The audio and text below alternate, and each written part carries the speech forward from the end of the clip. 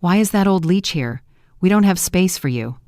The words, sharp as shattered glass, tore through the tranquil air of my beach house. Megan's shriek was not just a sound, it was a physical blow, a slap of pure contempt that echoed across the deck I had built with my own hands. There I stood, at the threshold of my own sanctuary, the familiar weight of the keys in my trembling hand feeling alien and wrong.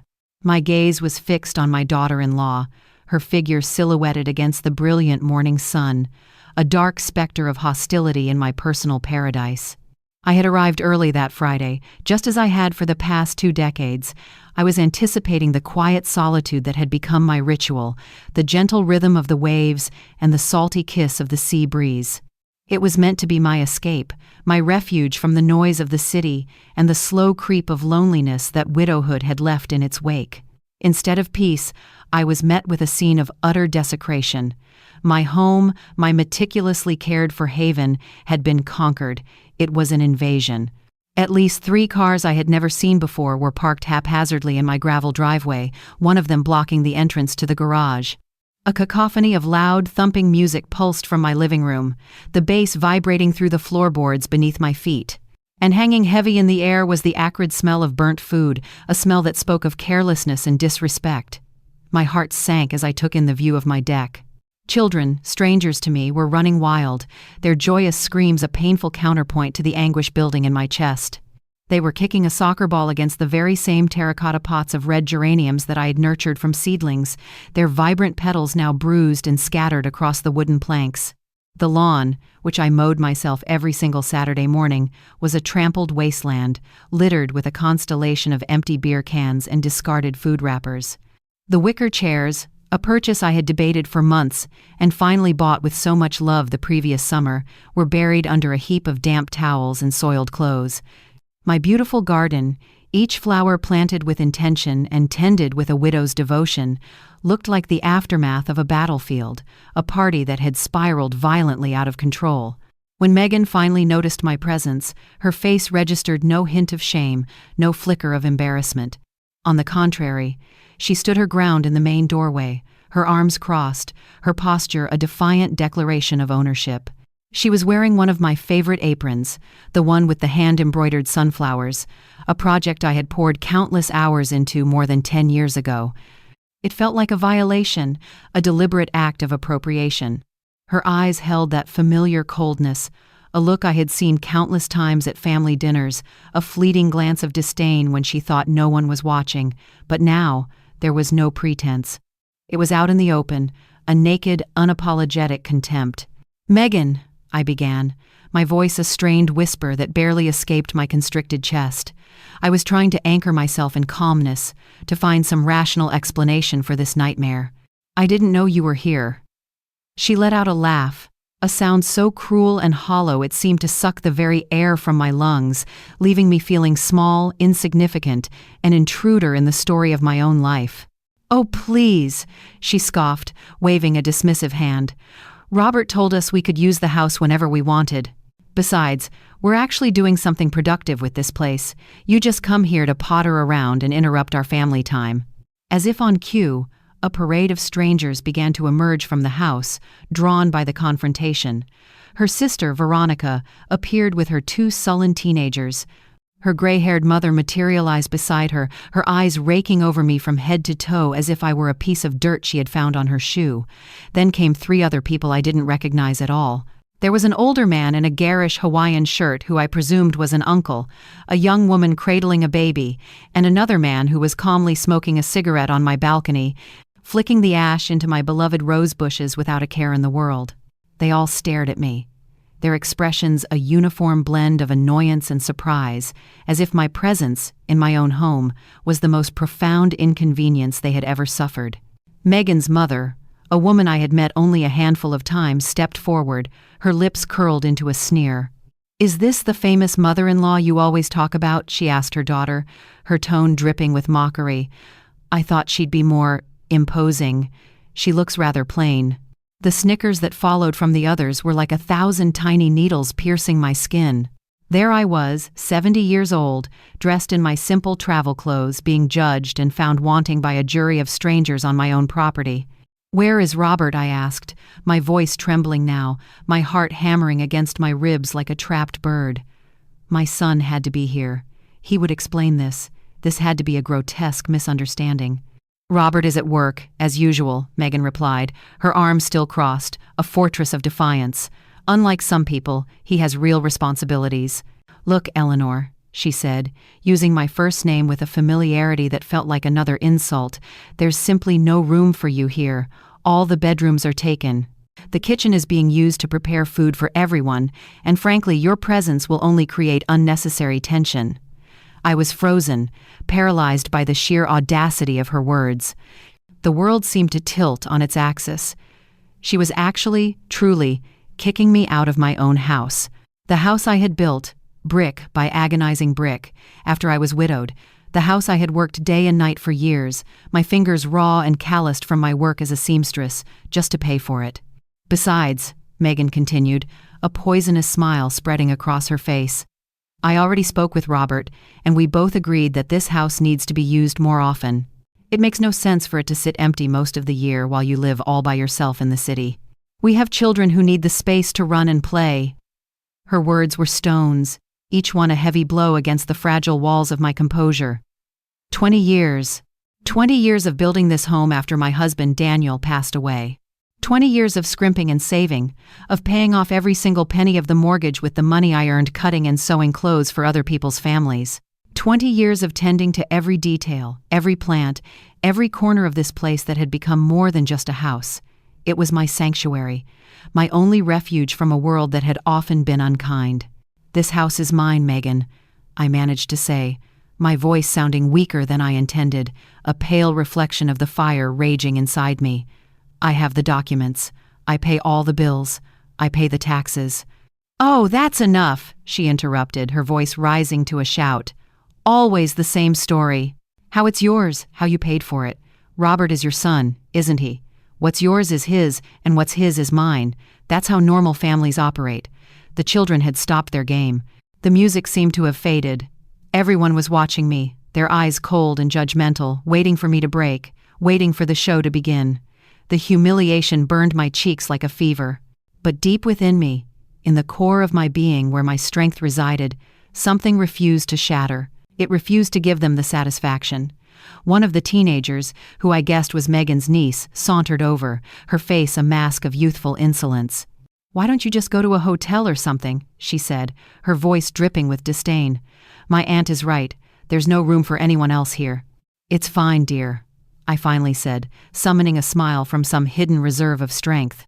It was a smile that came from my soul, but I knew it didn't reach my eyes, which felt like two cold, dead stones. "I understand the situation perfectly." Megan's triumphant smirk told me she thought she had won. The others exchanged satisfied glances, as if they had just witnessed a righteous victory. They had absolutely no idea what they had just unleashed. As I turned and walked away from my own home, each step slow and deliberate, my mind was a whirlwind. It wasn't a retreat, it was a tactical withdrawal. My mind traveled back 2 decades, to a time when this property was nothing more than an overgrown, weed-choked lot, a blank canvas for my dreams. I was 50 years old then, a recent widow, and my son Robert was barely 25. It was just the two of us against the world, and I had made the most important decision of my life, to build a refuge, a legacy, a place of peace for our fractured family. The Golden Sands Hotel was a generic, soulless place that cost me $85 a night. It was money I hadn't planned on spending, money that should have remained in my bank account while I slept in my own bed, under my own roof. But there I was, filling out a registration form like any other tourist, while my home was occupied by invaders who acted as if they held the deed to my life. Sleep was an impossibility that night. Every time I closed my eyes, I saw Megan's arrogant smile, a cruel slash in a face that had once feigned affection. I heard her poisonous words replaying in my mind, a relentless loop of humiliation.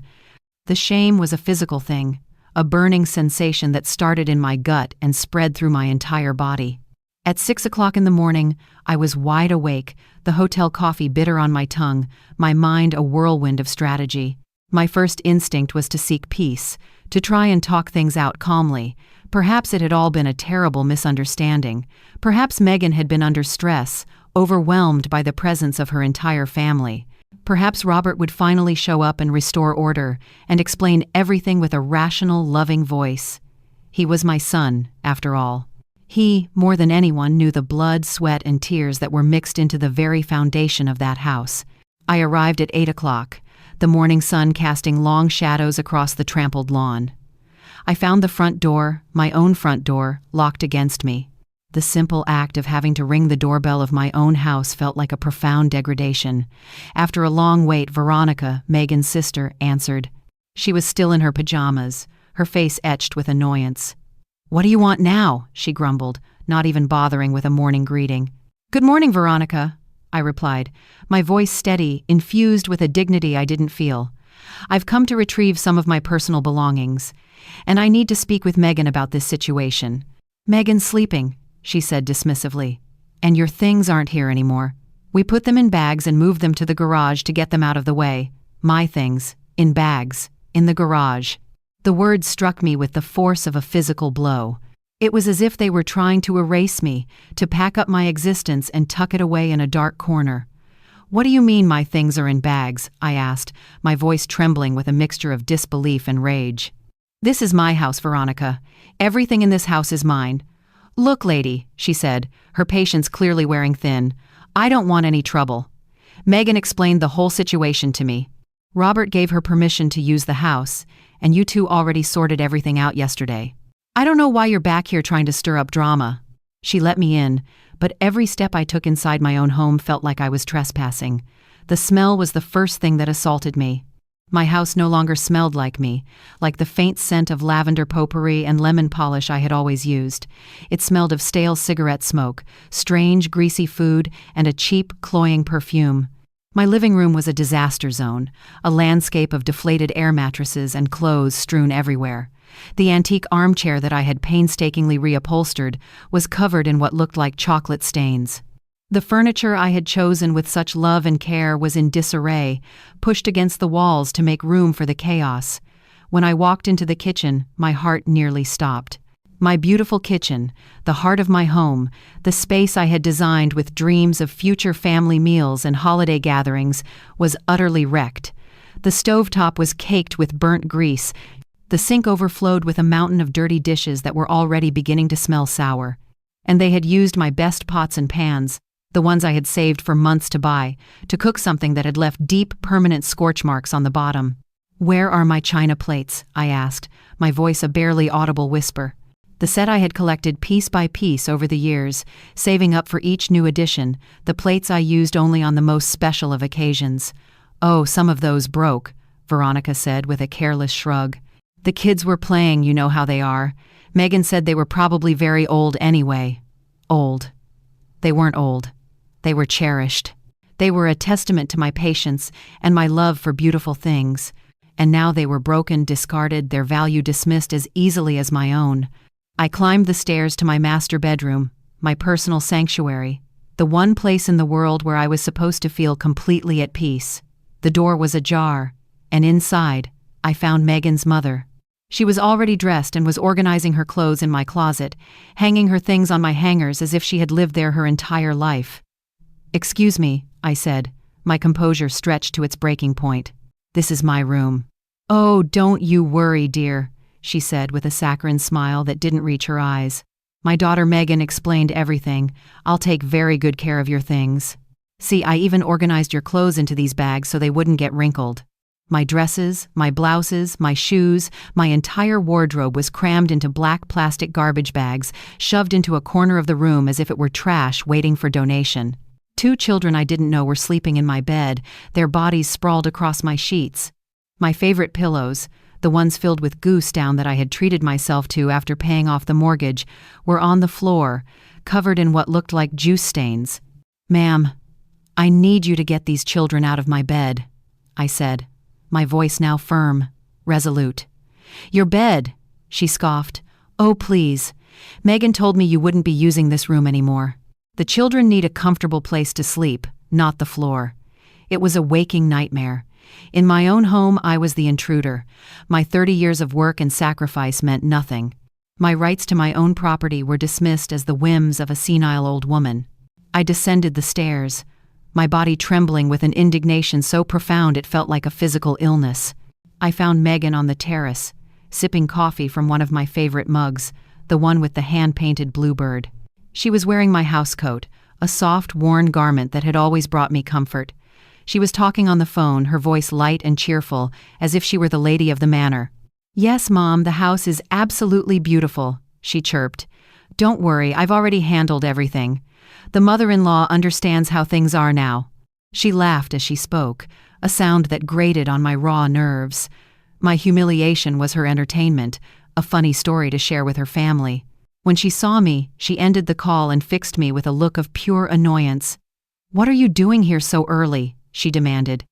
"I thought we made it clear yesterday that there was no room for you." "Megan, we need to talk," I said, my voice low and dangerous. "This house is legally mine. I pay the taxes. I pay for the maintenance. I have every single document to prove it. Robert has no right to give you permission to use my property without consulting me."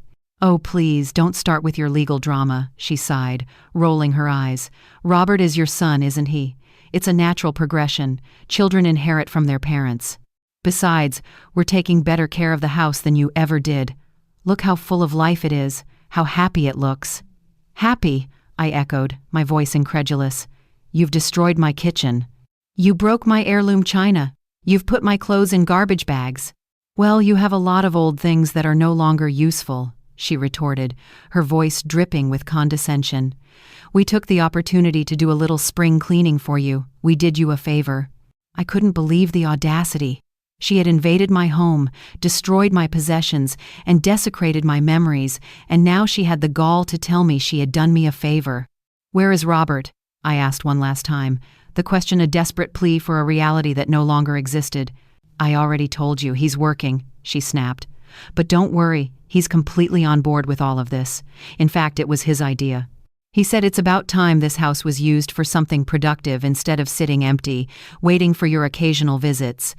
That lie, that single cruel lie, was what finally broke my heart. I knew my son. I knew the boy I had raised. Robert would never have orchestrated something so cruel, so calculated behind my back. But then, a sliver of doubt crept in. Why wasn't he here?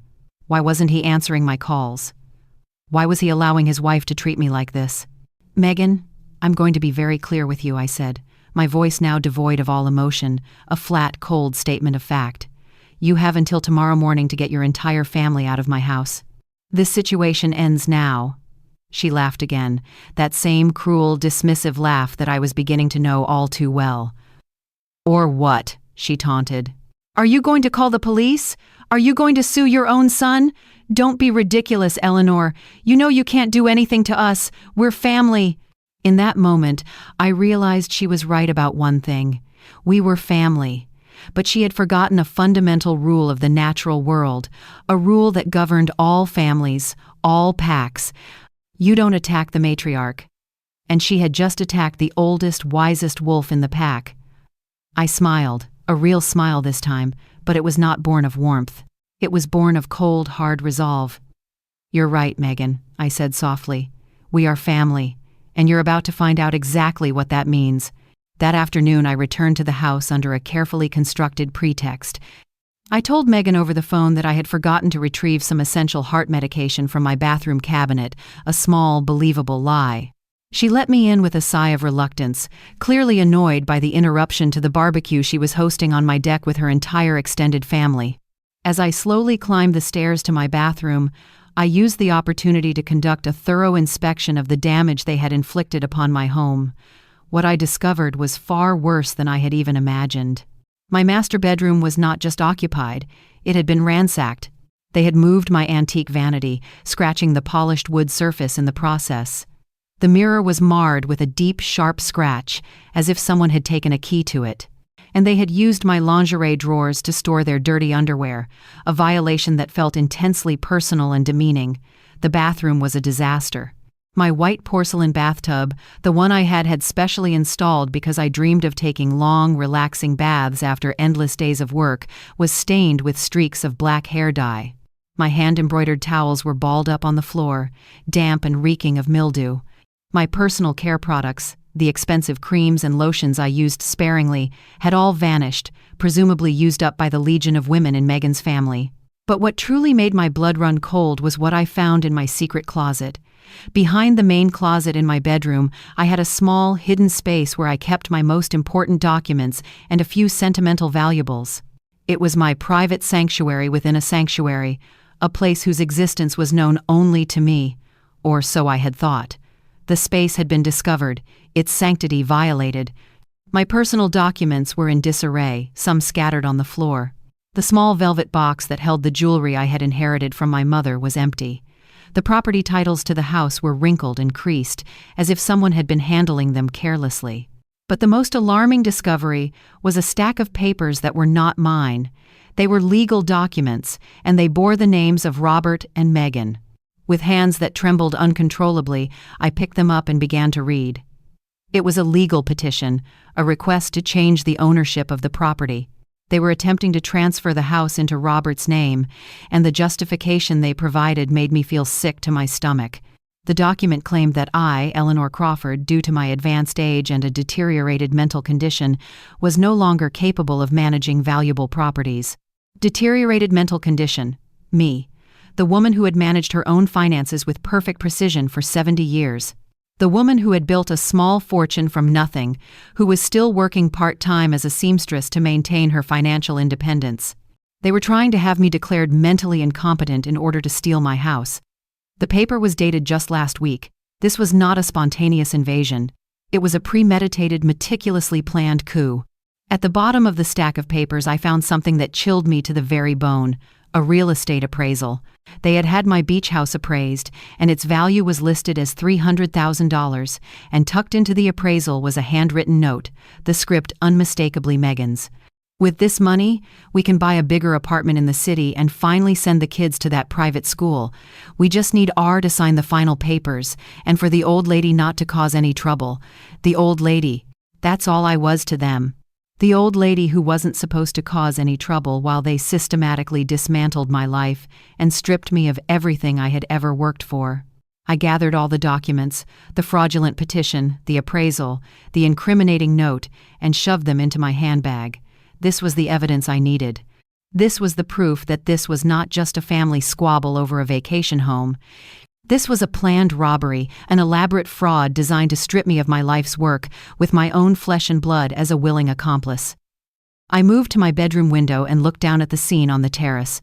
Megan's entire family was celebrating, their laughter and loud music a grotesque soundtrack to my betrayal. They were grilling steaks on my new barbecue and drinking from my best wine glasses. The children were running amok in my garden, trampling the flowers I had planted with so much love, their screams echoing in the late afternoon air. But what hurt the most was seeing Veronica, Megan's sister, taking selfies in various corners of my home, posing as if she were the new owner. In one photo, she was lounging in my favorite hammock. In another, she was in the kitchen, pouring drinks as if she were the hostess of a grand party.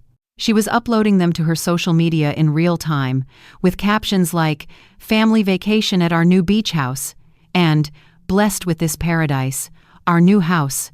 It wasn't even a family house anymore. In her mind, it was already hers. I took out my own phone and began to document everything.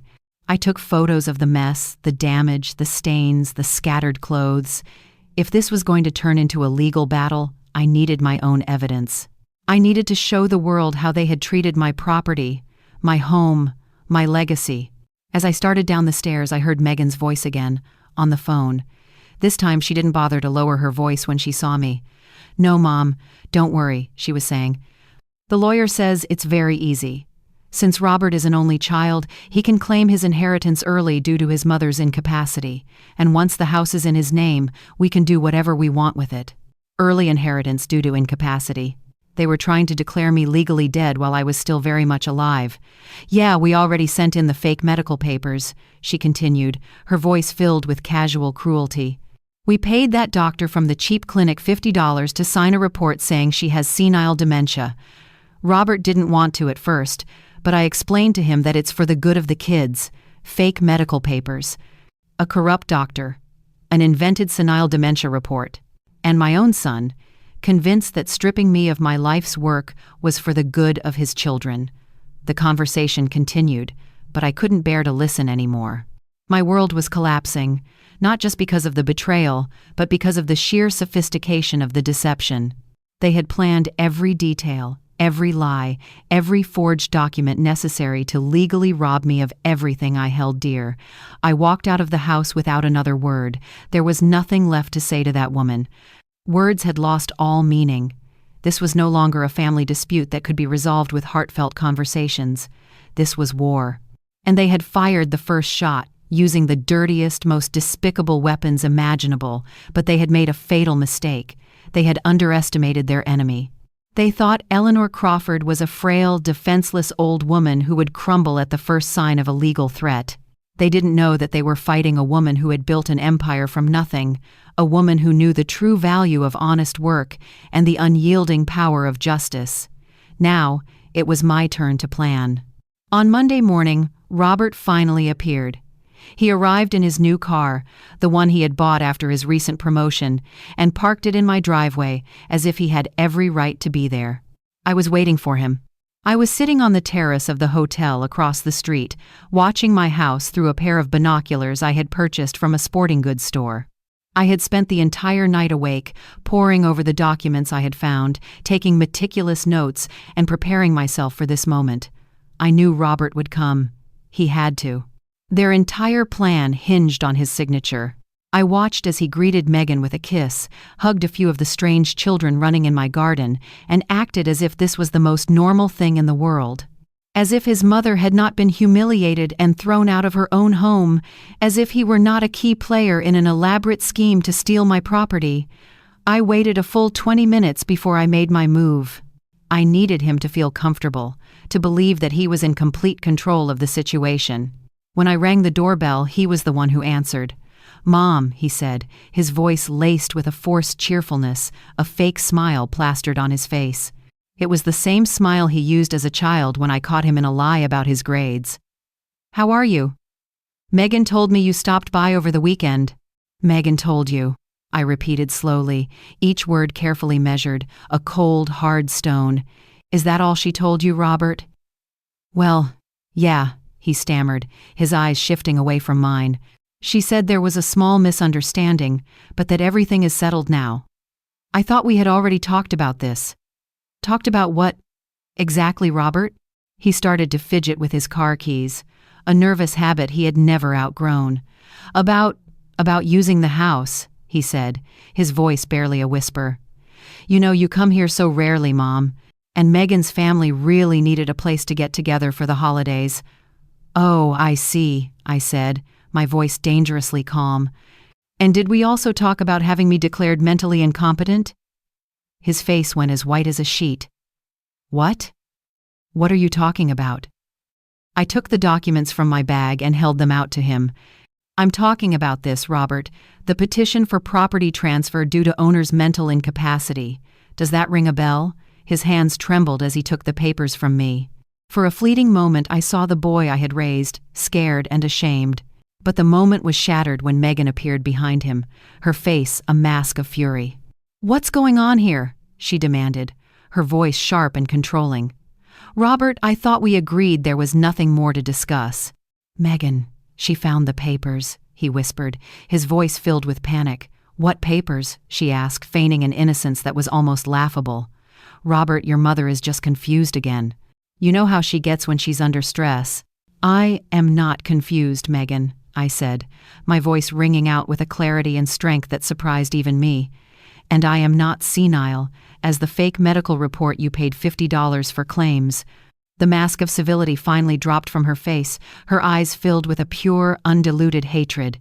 "You were spying on our private conversations," she hissed. "I was defending my home from invaders and thieves," I retorted. "Thieves!" she shrieked, her voice rising to a fever pitch. "We are not thieves. Robert is your son. He has a right to this property. Robert has a right to inherit what is mine when I die, Megan, not to steal it from me while I am still alive." "Oh, please, you're old, Eleanor. How many more years do you really have? Why don't you just let us do something productive with this house instead of letting it sit here empty and useless?" The silence that followed was deafening. thick and heavy. Robert stood with his head bowed, a chastised child caught between a manipulative wife and a betrayed mother.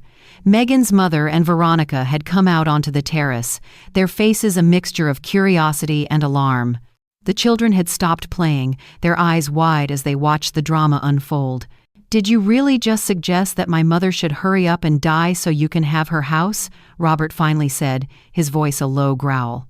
"I didn't say that," Megan shot back, though her face betrayed her lie. "I just said that she doesn't need so many properties at her age." "Who are you to decide what I need?" I asked her directly. "Who do you think you are to invade my house, destroy my belongings, steal my jewelry, and plot to strip me of my life's work with forged documents?" "We didn't steal anything," she yelled. "No? Then where are the pearl earrings that my mother left me? Where is my late husband's gold watch? Where are the silver coins I had hidden in my secret closet?" Robert looked at me, his face a canvas of shock. "What silver coins?" he asked. "The ones your wife knows all about because she rifled through my most private documents looking for ways to steal from me." "That's a lie," Megan screamed, but her eyes darted away, a clear admission of guilt. "Robert," I said, turning my attention back to my son, my voice now soft, pleading, "I need you to tell me the truth, right now. Did you know about the property transfer papers? Did you know about the plan to have me declared incompetent?" He stammered, unable to meet my gaze. "Tell her," Megan hissed at him. "Tell her you knew. Tell her you agreed. Tell her it's time for you to think about your real family for a change, instead of spending your whole life trying to please your mother." "Shut up, Megan," Robert finally exploded, his voice a roar of frustration and shame. "Just shut up." A stunned silence fell over the group. Robert never yelled at his wife. He was a quiet man, a man who avoided conflict at all costs. To see him lose control like this was a shock to everyone. "Mom," he said, his eyes finally meeting mine, and I could see tears welling up in them. I never wanted things to get to this point. But you knew about the papers, Robert, didn't you? Yes or no?"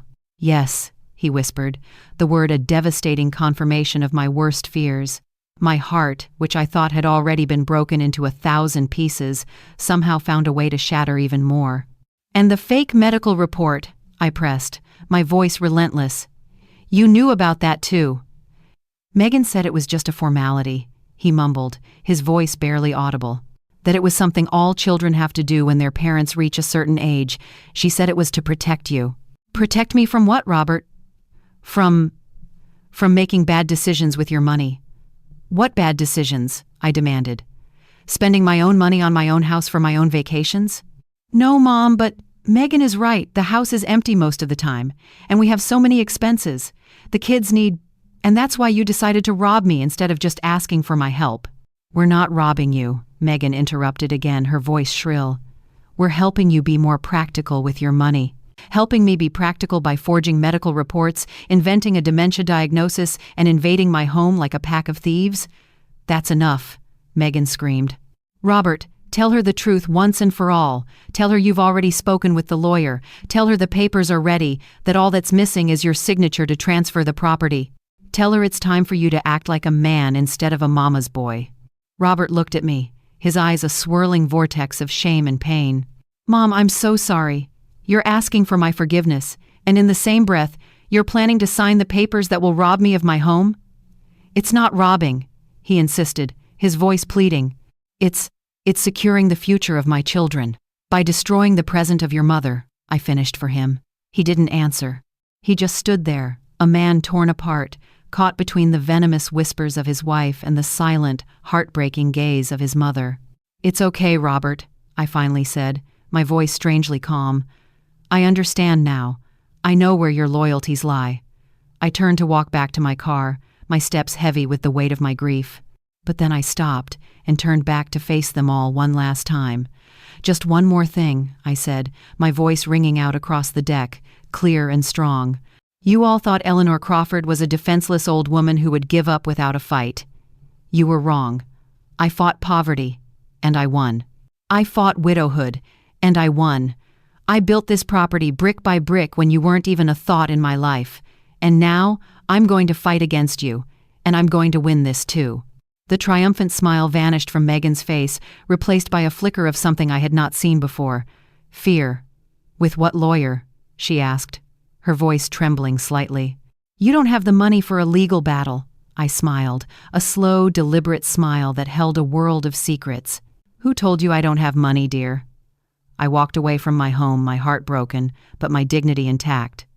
Robert had made his choice. He had chosen the allure of easy money over the woman who had raised him, educated him, and loved him unconditionally for 45 years. He had chosen his wife's manipulative screams over the silent voice of his own conscience. But if they thought for 1 second that I was going to retreat to a corner and cry, they were gravely mistaken. I drove straight to the bank.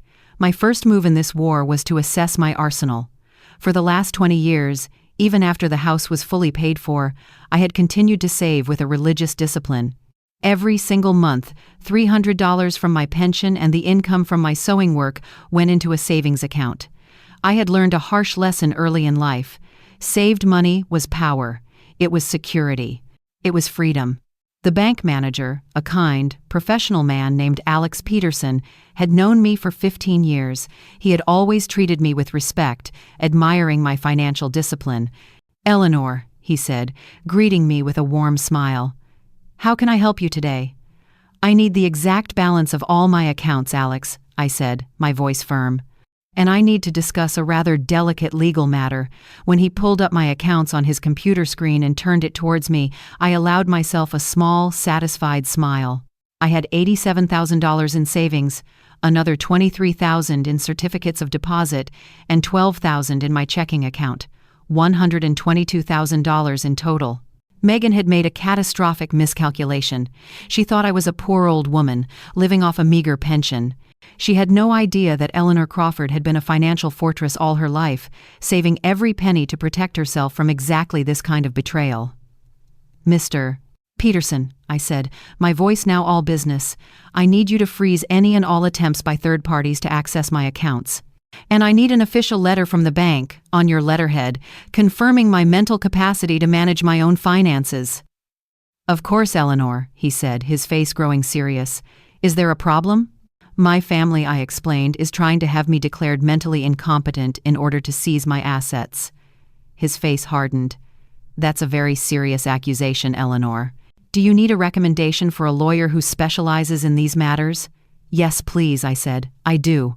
He gave me the name and phone number of Thomas Gallagher, a lawyer renowned for his expertise in family law and asset fraud. "He's the best in the business," Alex assured me. "Tell him I sent you." I left the bank feeling a surge of new energy, a renewed sense of purpose.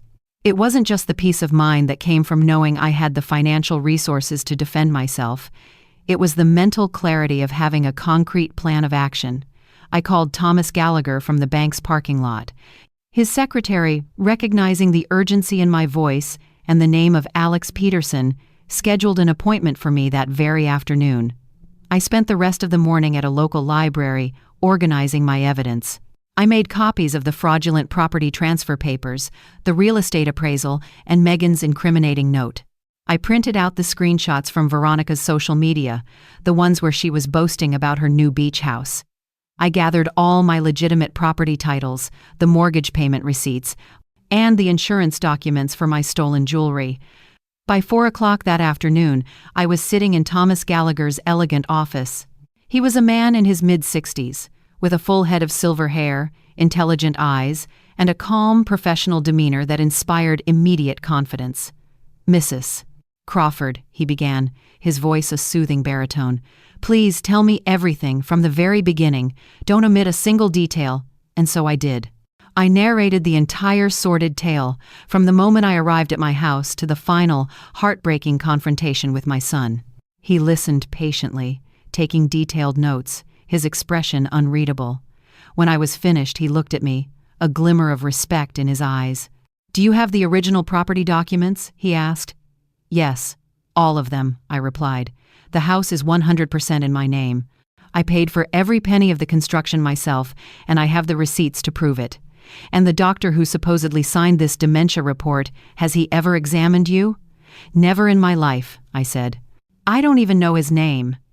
"Excellent," he said, a small smile playing on his lips. "That is falsification of medical documents, a federal crime." "And the stolen jewelry. Do you have any documentation for it?" I do, I said. My late husband's watch is insured for $3,000. Thomas smiled, a genuine, reassuring smile this time. Mrs. Crawford, he said, leaning forward, your case is not just solid, it is ironclad. We have illegal trespassing, theft, falsification of documents, attempted asset fraud, and likely medical malpractice. Your family has, to put it mildly, stepped in it big time. What can we do? I asked, my voice filled with a hope I hadn't felt in days. Several things, he said, ticking them off on his fingers. First, tomorrow morning, we will file an eviction lawsuit for illegal trespassing. Second, we will report the theft of your jewelry to the police. Third, we will report the falsification of medical documents to the medical board and the district attorney's office.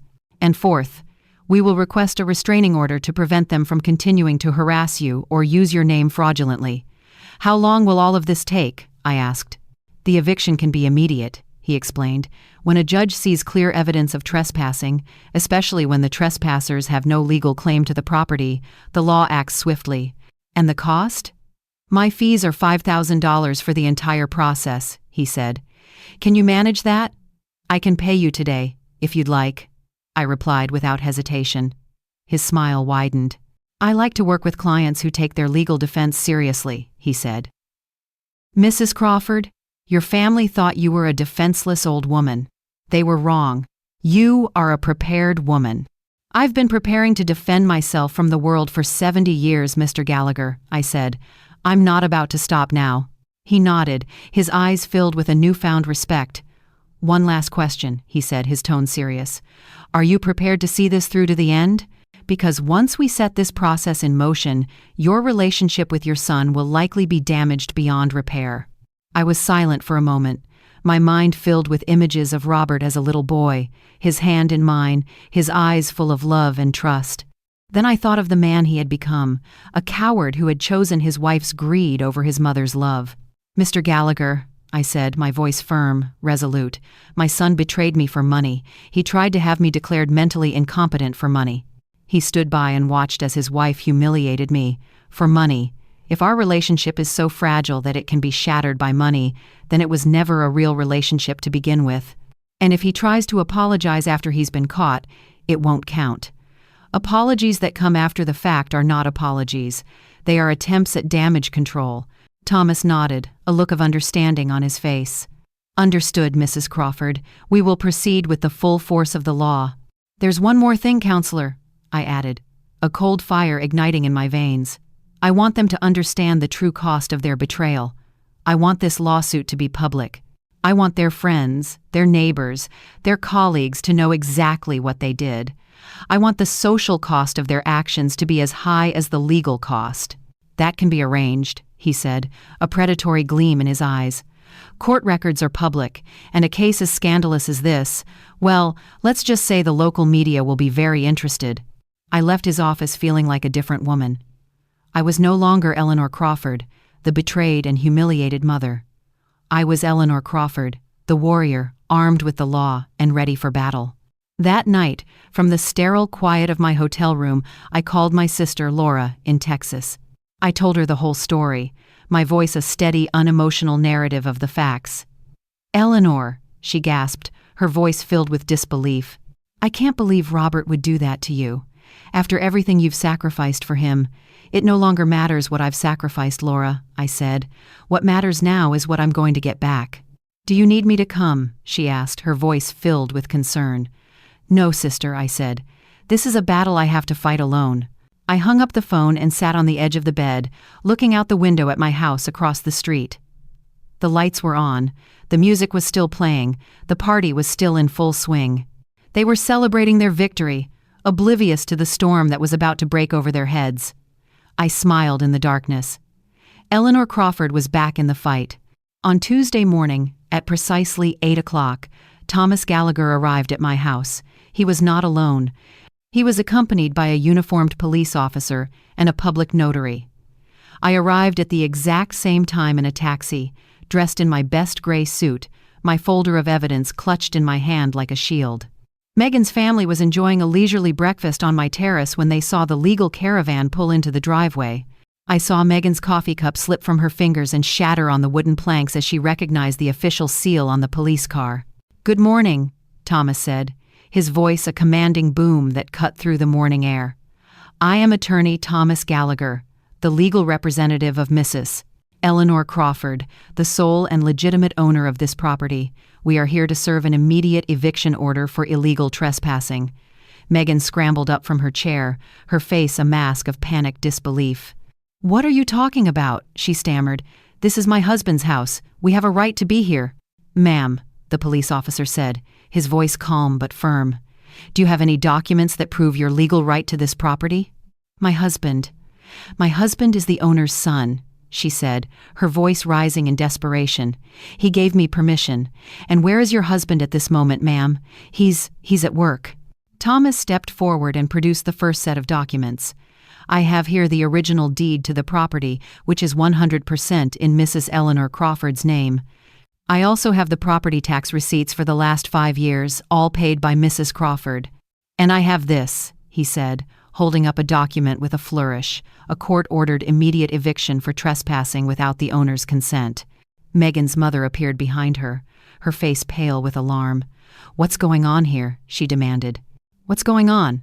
I said, my own voice now, calm, steady, and filled with an authority they had never heard before, "is that you invaded my home without my consent. You destroyed my property, you stole my belongings, and you attempted to strip me of my life's work using fraudulent documents. And now you are going to face the legal consequences." Veronica emerged from the house, her phone already in her hand, recording everything. "This is elder abuse," she shrieked, pointing the phone at me. "The lady is crazy and she's harassing us." "Miss," the public notary intervened, his voice sharp, "cease recording immediately. This is an official legal proceeding, and you are not authorized to document it."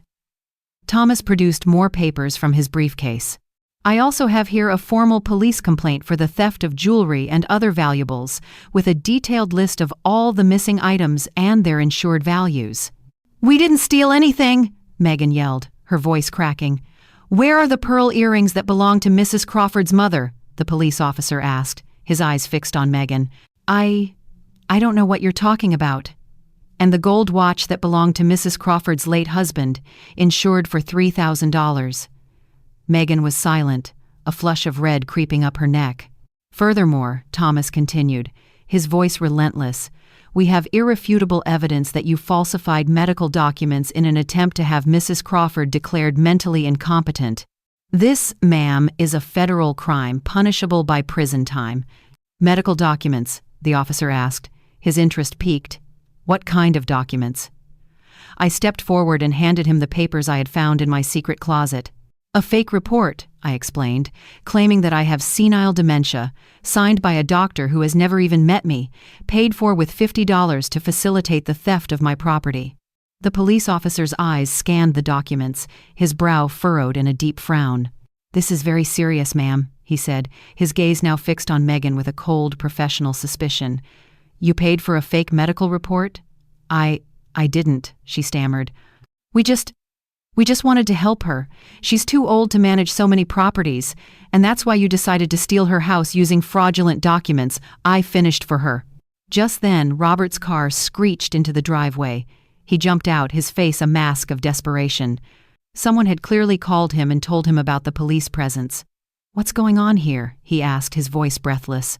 "Your wife and her family are being legally evicted from your mother's property for illegal trespassing," Thomas explained calmly. "And you, Mr. Crawford, are being served with this summons as a named accomplice in a case of attempted asset fraud." "Asset fraud," he echoed, his voice filled with disbelief. I held up the documents for him to see. "The property transfer papers, Robert, the ones you were going to sign to steal my house, the ones your wife had hidden in my secret closet." Robert's face went pale. "Mom, I can explain." "There's nothing left to explain, Robert. You've already made your decision. But I didn't want it to come to this." "Didn't want it to come to what, Robert?" "To me defending myself? You had hoped I would just roll over and play the part of the senile old woman while you stole my life's work." Megan rushed to Robert's side and whispered something urgently in his ear. He shook his head, a look of anguish on his face. "What is your wife telling you to do, Robert?" I asked. She wants me to tell the police that you have mental problems, that you're making all of this up. And what are you going to say?" Robert looked at me, his eyes pleading, and for the first time in days, I saw a flicker of the boy I had raised, but it was quickly extinguished by the cowardly man he had become. I don't know what to say, Mom." "Then don't say anything." Thomas handed the final set of documents to my son. "Mr. Robert Crawford, here is your official summons. You have 3 days to appear in family court to answer for the charges of complicity in attempted asset fraud against a senior citizen." "Complicity," he whispered, the word hanging in the air like a death sentence. "Your signature is on the property transfer request documents," Thomas explained patiently. "Your name is on the petition for your mother's mental incapacity. You authorize the fraudulent use of this property. You are legally responsible for all the damages." "But I'm her son," he protested, his voice weak. "She can't sue her own son." "Mr. Crawford," the police officer interjected, his voice devoid of sympathy. "The law makes no exceptions for kinship when it comes to fraud and theft. A crime is a crime, no matter who commits it." Megan's mother began to wail, a theatrical display of grief. "This is unfair," she sobbed. "We're family. Families don't sue each other." "Families also don't steal from each other," I replied, my voice as cold as ice. "But you decided to break that rule first." Thomas checked his watch. "You have exactly 2 hours to collect your personal belongings and vacate the property. Any item that belongs to Mrs. Crawford must remain. The officer will supervise the process to ensure that you do not take anything that does not belong to you." 2 hours, Veronica shrieked. "That's impossible. We have children. We have luggage." "You should have thought of that before you invaded someone else's property," the notary replied dryly.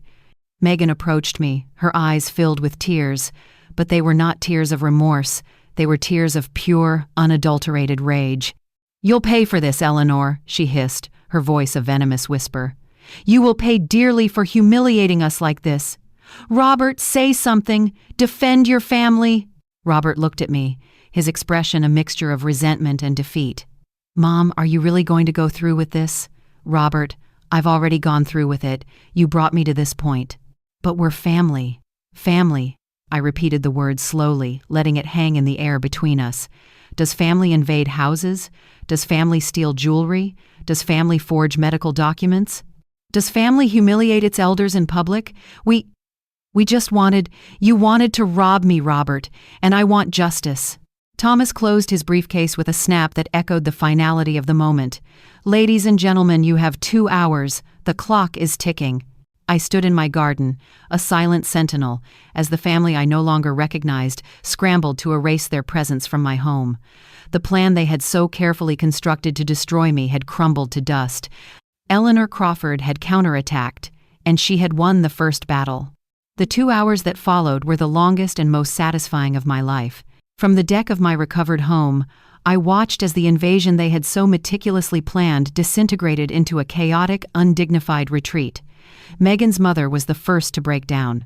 After 30 minutes of weeping and shouting, she collapsed onto the front steps and refused to help with the packing. "This is all your fault, Megan," she wailed at her daughter. "You told me everything was settled. You told me the old lady had accepted the situation." "Mom, just shut up and help me pack," Megan snapped back, her voice raw with desperation as she frantically shoved clothes into plastic bags. "The old lady set a trap for us." She acted like a helpless little victim, but it turns out she had lawyers and a secret stash of money. Veronica, ever the documentarian of her own downfall, was still recording the entire process on her phone. But now, instead of celebratory videos of her new beach house, she was filming the public humiliation of her family being evicted like common squatters. "This is going to go viral," she yelled, her voice filled with a bizarre mix of outrage and excitement. "Everyone is going to see how they treated us. They're going to see what kind of person this old woman really is." The police officer finally had enough and confiscated her phone. "Miss," he said, his voice laced with annoyance, "we have already warned you about recording without authorization during a legal proceeding. If you continue, you will be arrested for obstruction of justice." The children, innocent pawns in their parents' greedy game, ran around the house crying, their small faces streaked with tears and confusion. One of them, a little boy of about 8, approached me, his eyes wide with a question he didn't understand. "Ma'am, why are you kicking us out?" he asked, his voice a small, trembling whisper. We didn't do anything wrong. My heart ached for him. The children were the true victims in all of this. I'm not kicking you out because you did something wrong, little one, I explained gently. I'm asking you to leave because this is my house, and your family came here without asking for my permission. But my mommy said this was our house now, he insisted. Your mommy was wrong. Megan overheard our conversation and stormed over, her face a thundercloud of fury. Don't you talk to my children, she snarled. You have no right to confuse them even more. I am not confusing them, Megan. You confused them when you brought them to a house that was not yours and told them it was. This house is ours, she insisted, her voice rising to a shrill pitch. Robert is her son. Children inherit from their parents. Children inherit when their parents die, Megan, not while they are still alive and well. You're old. What do you need so much property for at your age, anyway? Thomas, who had been observing the entire spectacle with a detached, professional calm, finally intervened. Ma'am, he said, addressing Megan directly, every comment you make regarding my client's age is being duly noted as additional evidence of age discrimination and psychological abuse against a senior citizen. Megan's mouth snapped shut. Robert had been a silent, ghostly presence throughout the ordeal, mechanically carrying suitcases to the cars, his eyes fixed on the ground, avoiding my gaze at all costs. But with only 30 minutes left on the clock, he finally approached me. Mom, we need to talk. There's nothing left to talk about, Robert. Yes, there is, he insisted, his voice a desperate plea. Look, I admit that things got out of hand, but we can fix this. We can reach a family agreement, without lawyers and police. What kind of agreement, Robert?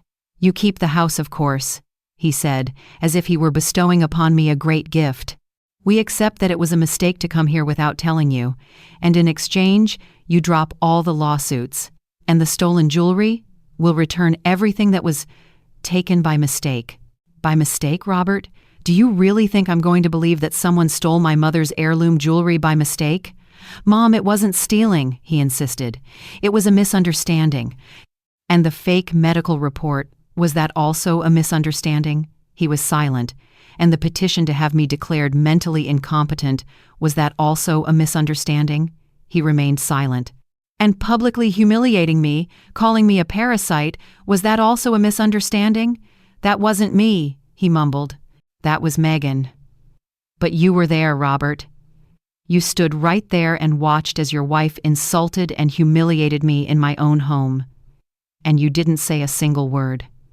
I didn't know what to say. You knew exactly what to say, Robert. You knew you were supposed to defend your mother, but you chose to remain silent because you were afraid to contradict your wife. Megan was stressed, Mom. She had her whole family here. The kids were... And that gave her the right to insult me on my own property? Robert's desperation was palpable. Okay, Megan behaved badly, I admit it. What more do you want me to say? I want you to tell me the truth, Robert. I want you to admit that you conspired with your wife to steal my house using fraudulent documents. I want you to admit that you betrayed me for money. I didn't betray you for money, he insisted. I did it for my family. And what am I, Robert? Am I not your family? Yes, of course you're my family. But Megan and the kids, they're my primary responsibility now. So your primary responsibility is to rob your own mother? It wasn't robbing. It was securing the future of my children by destroying the present of the woman who gave you life. Robert buried his face in his hands, a sound of pure frustration escaping his lips. Mom, you don't understand. We have so many expenses. The kids need private schools, new clothes, vacations. Megan's house needs a new roof. I work day and night, but the money is never enough. And so you decided that I should be the one to pay your bills, with my life's work. You live all by yourself in a small apartment. You don't need a big beach house like this. It's a waste. There it was. The truth, ugly and unvarnished, had finally been spoken. Robert hadn't betrayed me out of love for his family. He had betrayed me because he resented my success, because he believed that I didn't deserve what I had worked my entire life to achieve. A waste. I repeated the word slowly, letting its full weight settle between us. Mom, I didn't mean it like that. Are my 30 years of working day and night a waste, Robert? No, but is my discipline of saving every penny to build this house a waste? Mom, please. Is my sacrifice of raising you as a single mother after your father died a waste? That's enough, Robert finally exploded, his voice a roar of pent-up resentment. It's always the same with you, always reminding me of everything you sacrificed, always making me feel guilty for having my own life.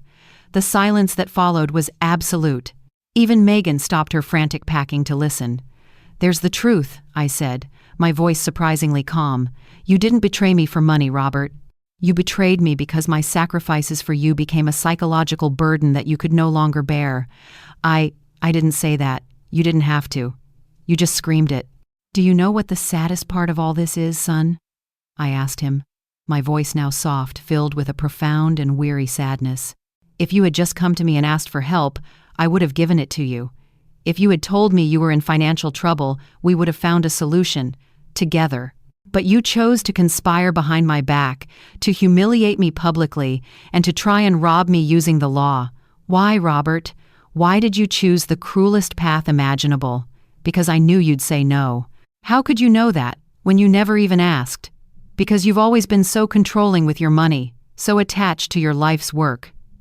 Controlling, Robert? I paid for your college education. I bought you your first car. I gave you the down payment for your house. I have helped you financially dozens of times throughout your adult life. But always with strings attached, he shot back, his voice filled with a bitterness that stunned me. Always reminding me that it was your money, your sacrifice. And then, I finally understood. Robert hadn't betrayed me out of greed, or even out of weakness. He had betrayed me out of pride. His fragile male pride could not bear the thought of continuing to depend, even in small ways, on his old mother. You know what, Robert? I said finally. You're right, I made a mistake. I should have forced you to be more independent when you were younger. I should have let you solve your own problems instead of always rushing in to rescue you. But it's too late to change the past. And now, you will finally have the opportunity to be completely independent. Because from this day forward, you will solve all of your financial problems on your own. Thomas checked his watch once more.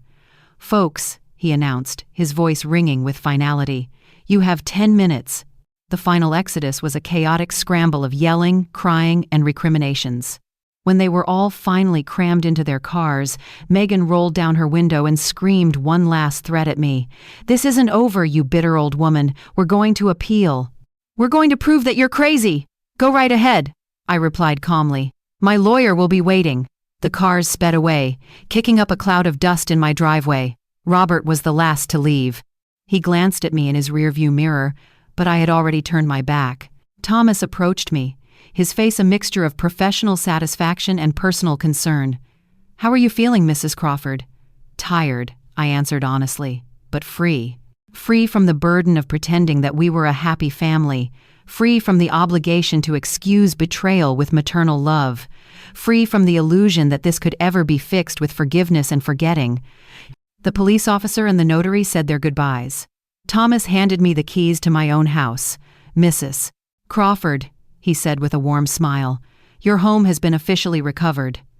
I walked up the steps of my terrace and sank into my favorite chair. For the first time in what felt like a lifetime, I was alone in my own home. The war was not over, but the most important battle had been won. 1 week after the eviction, my beach house had finally regained its sense of peace. I had hired a professional cleaning service, a $700 expense that was worth every penny, to erase every last trace of the invasion. The strange smells were gone, the stains had vanished, and my furniture was back in its rightful place. But the real justice, the kind that came with legal consequences, was just beginning. Thomas called me on Friday with news that brought a genuine smile to my face for the first time in weeks. Mrs. Crawford, I have some significant updates. The doctor who signed your fake dementia report has been suspended by the medical board. An investigation revealed that he had signed at least 12 similar reports in exchange for cash payments. And the legal consequences for Robert and Meg.